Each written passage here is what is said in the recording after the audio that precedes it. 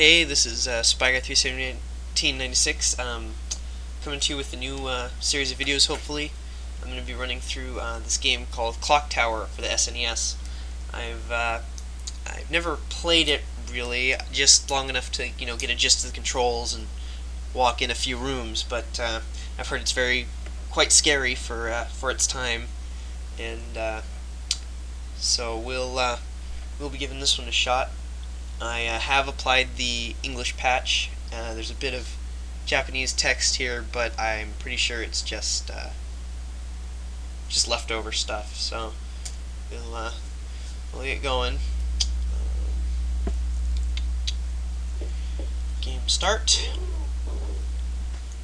I don't know what the quick start function does, but raised in the Granite Orphanage, Jennifer and her friends were wanted as adopted daughters. Crazy. It happened in September.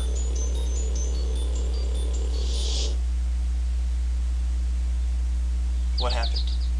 Oh.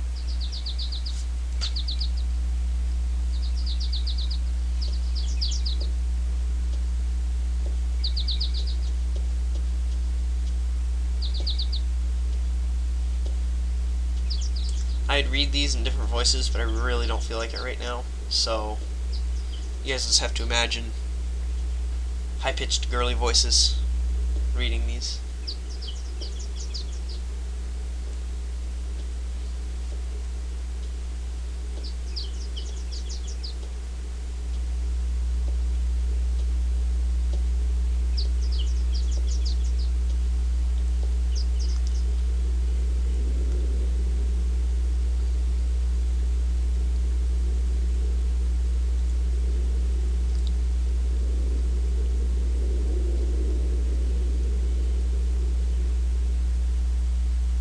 Pretty spooky looking mansion. I really wouldn't want to go live there.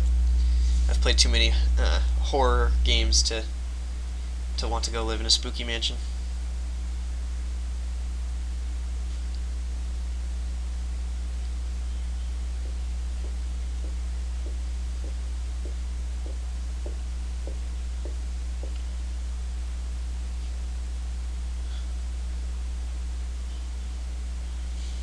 Well, rule number one. She's breaking rule number one, going off by herself in this gigantic spooky mansion. I don't have high hopes for her. Let's put it that way. So here we go. We're given first control of the character. The controls for this game are kind of, I would say archaic. They're really kind of hard to handle. It's a point-and-click interface, but when you move your cursor next to something, it grabs onto it. So that leads to, like, if you're scrolling over a bunch of things, it'll like grab on like this, and then but you can't stop quite fast enough. It's just pretty complicated. So hopefully I'll work it out. But we'll go talk to this lady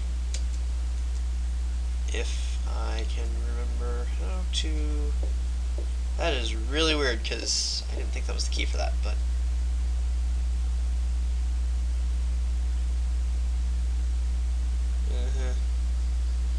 Yes, I want to know who Mr. Barrows is.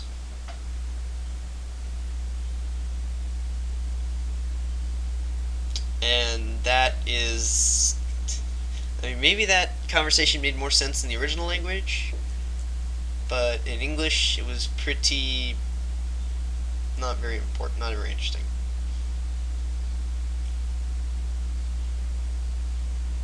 See, there's always got to be that one person who they're uneasy about it because they're usually the first ones to die. Other than the people who go off by themselves, they usually die too. But so you can examine this table, and she just goes ... because clearly the table is important. Let's see, make sure my controls are set up. Okay, yeah, the configuration is a little different.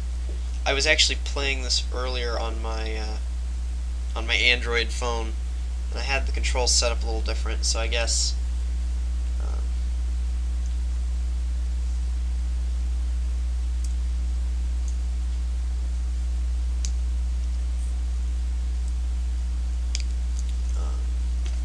so he's paranoid.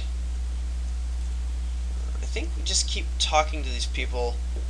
Like I said, I've played through this part like once, just long enough to get my bearing on the controls and sort of wander around. Yeah, and then she's gonna ask what happened to the lady, Miss Mary, who wandered off by herself. Well, it's probably going to involve us going and looking for her.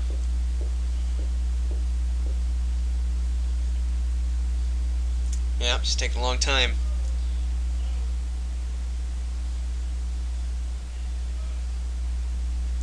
And of course, we being the brave soul that we are, we decide to go look for her, which is really more stupidity than bravery. But we'll go out this way. The other door on the other side of the room is locked, so I didn't even bother going over there. I can prove it to you if you need me to, but let's see what we got over here. Uh-oh. Not good. That, something happened in the main hall. Right after we leave, of course. Everybody's gone. Huh.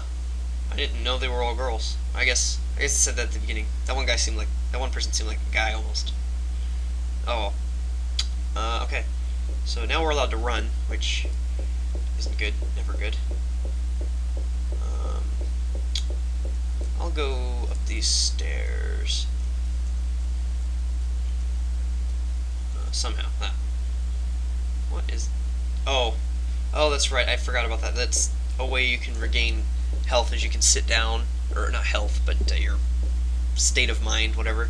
This little blue section down here, I can't really move my cursor over it, but down where her portrait is, that'll change colors depending on how anxious she is, and well, we'll see what that has to do with living in a moment, and well, a little bit, but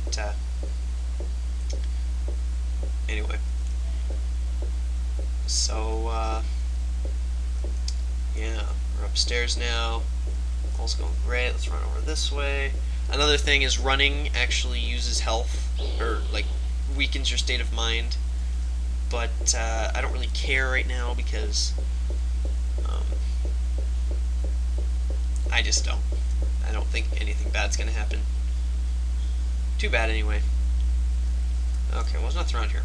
This is pretty lame. Oh, my state of mind just went down. Shoot.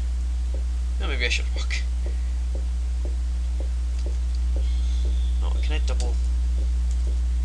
I'm supposed to be able to double click to run towards a place, but sometimes it just doesn't work, so...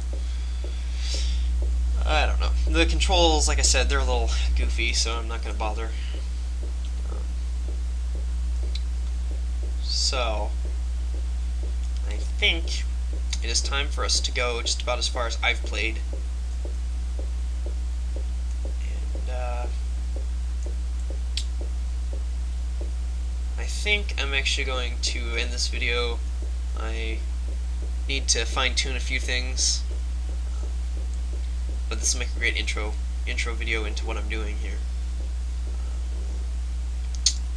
So, but I'll go a little further. Oh. Shutter's closing. Ooh.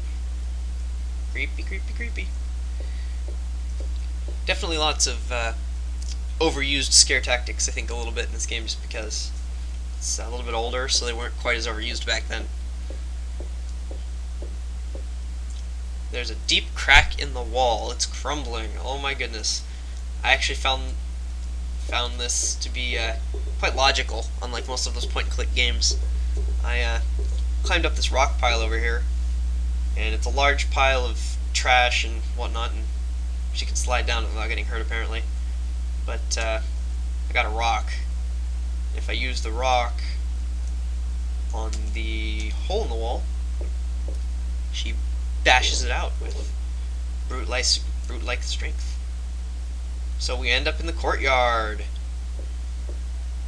and this is where I'm gonna end the video. So next time we will try and save one of our comrades, and you'll find out what health is for. And so I'll see you then. Yep. Thanks for watching. Bye.